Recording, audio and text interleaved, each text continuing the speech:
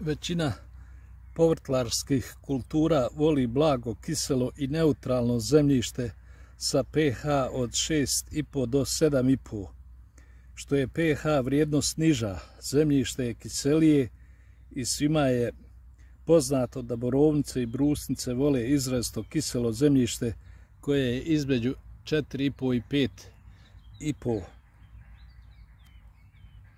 Na kiselost zemljišta prvenstveno utiču minerali koji se nalaze u površinskom dijelu zemljišta, a na to izrazito utiče korištenje mineralnih đubriva te prekomjerne kiše praćene spiranjem i aktivnošću nekih vrsta bakterija te razne nečistoće nastale bacanjem štetnih otpadnih materijala, a i opšte zagađenje prirodne sredine.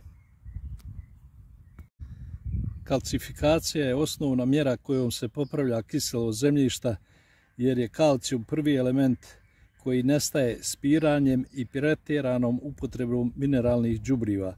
Znači da je potrebno svake 3-4 godine na 100 metara kvadratnih razbacati oko 25 kg mljevenog krečnjaka. Ovo se ne može postići upotrebom ljuski od jaja i one se koriste samo u sezonskoj obradi zemljišta i sadnji povrća.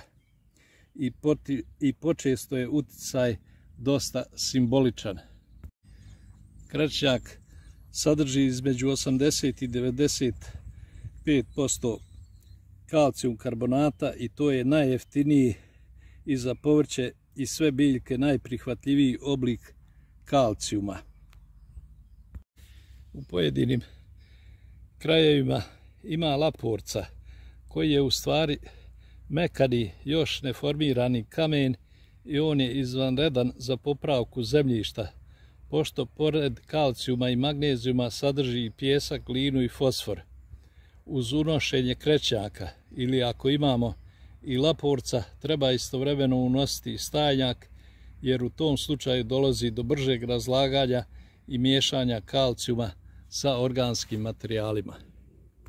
Kiselost zemljišta možemo raspoznati na više načina, ali danas postoje jeftini pH mjerači zemljišta i evo ja na ovom dijelu imam pH između 4 i 5, negdje u prosjeku oko 4,5, što znači da je ovo izrazito kiselo zemljište. Na takvom zemljištu može da se sadi krompir, što sam ja već i uradio, a ova gredica je pripremljena za sadnju batata, koji također uspijeva na kiselom zemljištu.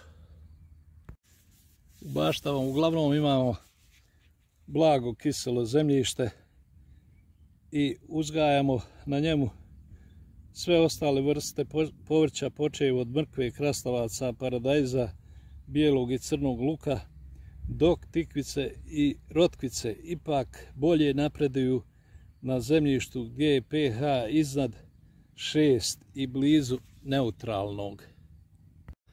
Čisto radi naše orijentacije trebamo znati da čista voda za piće ima pH vrijednost 7 i to se smatra neutralnim.